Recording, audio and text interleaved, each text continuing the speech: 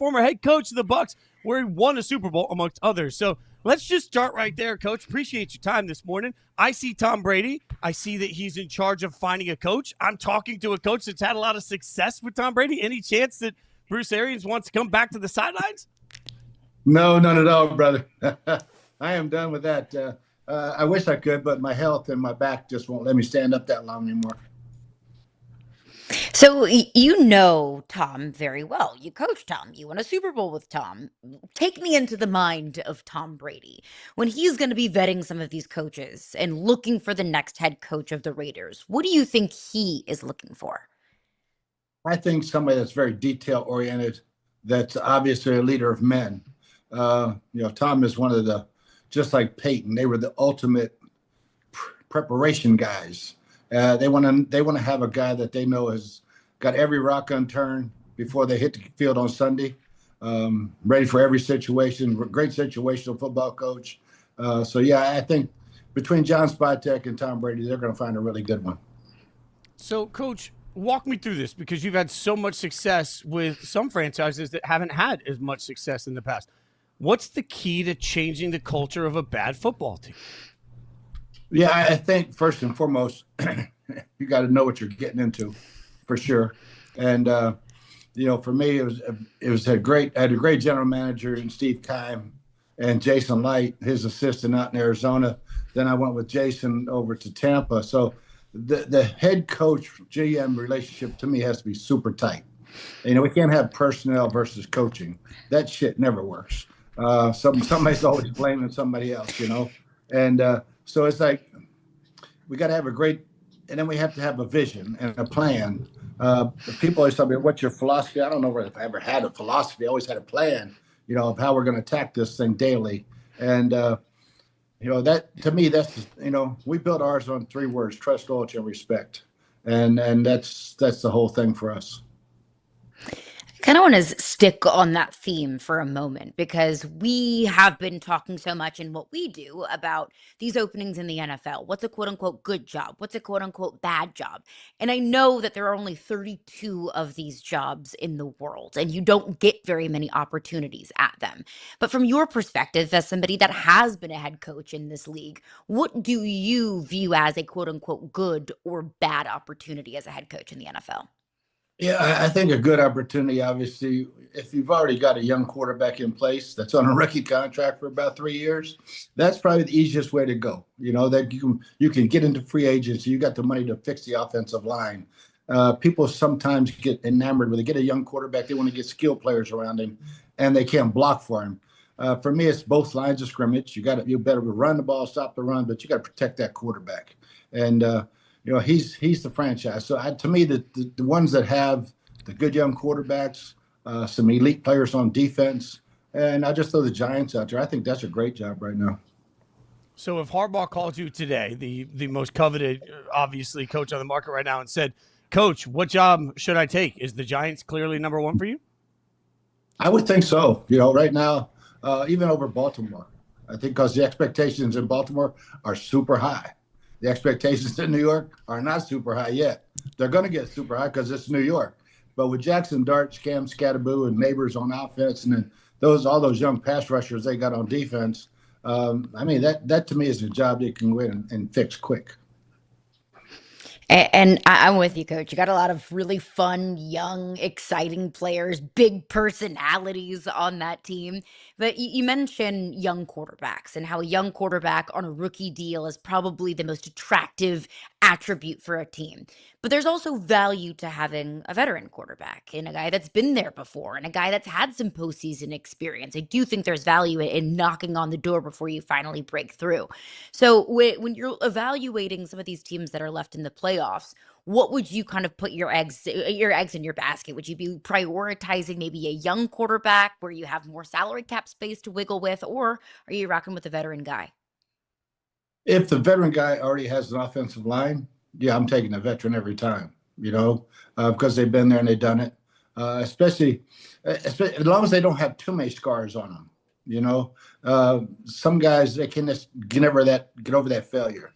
Other guys can't wait. I look at a Baker Mayfield and say, man, he couldn't wait to prove everybody wrong. And he's still trying to prove everybody wrong. I love that chip on his shoulder.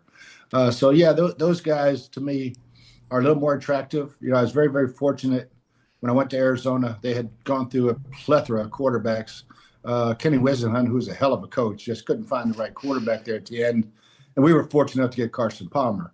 And he was the missing piece for us. And in Tampa Bay, I took the job because I believe Jameis Winston was a hell of a player. I had him in 10th grade in football camp and knew all about his mystique and his leadership. And, he threw for 5,000 yards and 36 touchdowns that first year, but he threw those 30 interceptions. And the last 2 or 3 are the ones that made us look behind door number 2 and not knowing that door number 2 is going to be Tom Brady. So what would you say then? Like, we've got a bunch of fan bases right now that are watching their teams this weekend in the playoffs that are also saying, well, if we don't win this game, we need to fire our coach. I'm talking about Pittsburgh. Some people are saying about Buffalo. Some people are saying about Green Bay. We just watched Baltimore be unstable for a team we're not used to being unstable. What would you say to those fan bases that are saying, hey, if we don't win the Super Bowl, we need to fire our coach? Yeah, be patient. I mean, there's only one team's going to win the Super Bowl every year. And, once you get to the playoffs, that's a milestone. I don't care how you get there, whether it's 9-8 or 8-9. And as long as you're in, you got a chance. And now it's one game schedule every week. So, yeah, relax, enjoy your team while you're in the playoffs. And if you lose the first one, hey, you got something to build on next year for sure. I want to stick on that topic of coaching for a moment because we'll go back to a team that you know very well, the Tampa Bay Buccaneers. An up and down season. We were talking about Baker as an MVP caliber type of player early in the season, but of course, injuries derailed the Bucs, and they'll be watching the postseason from their couches. Todd Bowles will be back next season. Do you think that's the correct move? Oh, totally. Yeah. I mean, they went through a very, very injury-riddled season. And they did a hell of a job in September, winning those close games without Tristan Wirfs. Baker basically winning them all. Then down the stretch, he got beat up a little bit. Some defensive guys got beat up a little bit. So, to be in it to the last moment, like they were against Carolina, they beat Carolina, but still with the Falcons. But, they blew a couple games there late in the year that I thought they should have won. And, I think that's the ones that haunting all of us. And but Todd's the right guy for the job, and I think he's going to make some staff changes, and rightfully so. So if the Cardinals, another team you mentioned your history with, if the Cardinals calls you today and said, Coach, what are we looking for? What would you tell them? Who fixes the Cardinals' woes? I think first and foremost, they're going to make a quarterback decision before they make a head coach decision. Is Kyler Murray coming back? Are we going to go with Jacoby Brissett? Are we going to draft somebody with that third pick? To me, that determines who's the head coach. All right, what I'm going to do as an organization as my quarterback. Now I got to get the head coach to fix the quarterback and make sure that he can handle it. Get all the right pieces around the quarterback. They're not very far off, man. They lost like their first 6 games by 3 points or less, so they're very, very close. And you bring up that the coaching quarterback relationship. We've talked so much about, coaches coming in and being able to draft their own guy and being on the same timeline as their own guy. Do we make too much of that? Or and from your perspective, is that something that's important, that relationship and that timeline between coach and young quarterback? Yeah, I mean, coaching the quarterback is all about trust. And you got to have total trust in each other, him to you. So he's not telling you what he thinks you want to hear. He's telling you what he actually sees. Why the hell did that ball go over there? Oh, this is what I thought. Oh, great. But this is what it was. It wasn't that, but let's fix that. But for me, I think the first thing you do as a head coach, you come in and you embrace the team that's there. This is my team. This is our team. We're going to put some pieces in here to help us get better. Embrace those guys when they get in here. We're not doing any hazing and all that bullshit because we need these guys to help us win, especially the draftees. We need them by Thanksgiving. So embrace the veterans, get the top leaders, get them together, and convince them that it's your team.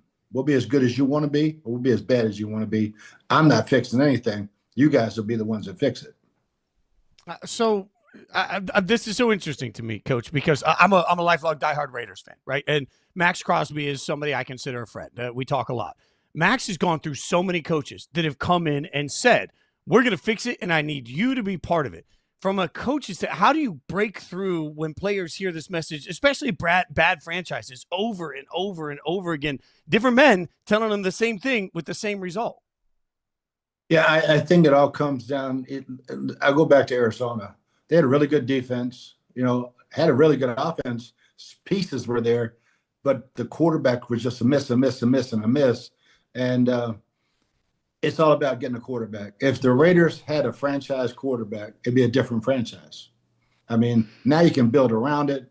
Your defense is going to play because as soon as we signed Carson Palmer, the defense, oh, shit, we're good now. We got it. And Larry Fitzgerald was, we got a guy that can deliver the ball. Michael Floyd, all the guys that we had pieces, we had to fix that offensive line as fast as we could, and a few pieces on defense. But, Carson was the key for us. Is Fernando Mendoza to you a franchise quarterback? Oh, totally. Yeah, he's got all the measurables. He's got everything you're looking for. He obviously can spin it any different, and he's athletic. He can move. Reminds me a lot of Drake May when he was coming out. Same stature. I'm a big guy on size and comparing people to other people. Not that they're the same guy, but they're just their measurables. And he has all the measurables. He's got the arm. He's got everything. He's got the intelligence. You can tell he gets through his reads, and he can make every throw. He's an exciting young player. Both are incredibly exciting, no doubt. And there are several quarterbacks that when they're drafted, fan bases might say, we got our franchise guy. Then maybe you realize maybe he's not a franchise guy. I look at Trevor Lawrence in Jacksonville. #1 overall pick was going to be the guy. And then I think a lot of people in Jacksonville questioned at what level was he really a franchise quarterback. Now, this year, he was playing some of the best football in the National Football League down the stretch. How does a turnaround like that happen? Liam Cohen. I mean, they obviously did it with Baker. I was a big fan of Liam when he was here in Tampa. But yeah, Trevor, you look at his face now, it's totally different. He's on the field. He looks like he's got the answers to the test. So I'm giving that to Liam and the guys on offense. They're doing a fantastic job. But again, patience. When you're #1 overall pick, you're 9 out of 10 times you're going to a really shitty team.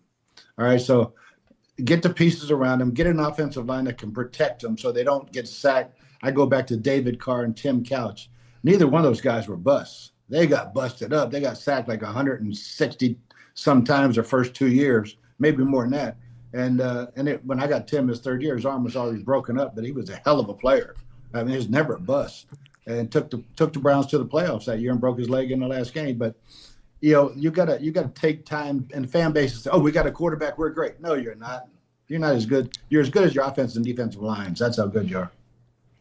Coach, we obviously really appreciate you being here. Your work with the Arians Family Foundation is absolutely beautiful. Keeping kids in difficult situations, helping them find a better life. It's really incredible the work that you've done off the field, the amount of impact you've made to the NFL. We love watching you on Pat, obviously. Thanks for giving us your time this morning. Have a great day, Coach. We really appreciate you coming back. If you decide you want to fix my Raiders, come on, anytime. I'll take all the help. I'd have to do it in a wheelchair, man. Appreciate you, Coach. Yeah, man. Anybody that wants to, AriansFamilyFoundation.com, please look us up. Absolutely. AriansFamilyFoundation.com is how you get out there and get involved and help. Thank you so much, Coach. Really appreciate his time. And it's funny because, Caroline, you and I talk a lot about this, but coaching matters. And I think the hard part is that you don't know who you got until you got him, right? So most people would be lying if they said that they thought that Liam Cohen specifically would lead this turnaround. But he has, and it's just a reminder of why we see more and more. They're just taking more stabs at the more swings at the bat. How many times can you bring in a coach? It's obnoxious, but you got to get the right guy. With coach and quarterback, it's finding that perfect marriage. Look at Caleb Williams as well in Chicago. Well, under a bad coaching staff, there were questions about if he was going to be able to deliver at, what his draft stock may have indicated, how high that brought the ceiling and being the #1 overall pick. And this year with Ben Johnson, you can see the gears turning. You can see all of these pieces kind of fit together. Drake May and Mike Vrabel the same way. Yeah, you saw some really promising level of football from Drake May in his rookie season, but in year 2, it's MVP caliber type of football. I also thought it was fascinating too. Several times when we're talking about quarterbacks and development and what's attractive about a team, several times coach brought up offensive line. It's not sexy. It's not a super fun position to talk about once we get into to draft time, but that makes the difference. That is the foundation of what you want to do offensively. I will die on the hill that the more fat guys your team drafts and signs, the better off your team is likely to be throughout the process. All right. Yahoo Sports Daily is about to become Yahoo Sports debate. We're going to take a look at one of the biggest matches in the playoffs in the NFC coming up next. We'll get two experts to debate it out for you. The Rams, Panthers, you'll hear from each side all at once. We're going to try and make Yahoo Sports Daily history next.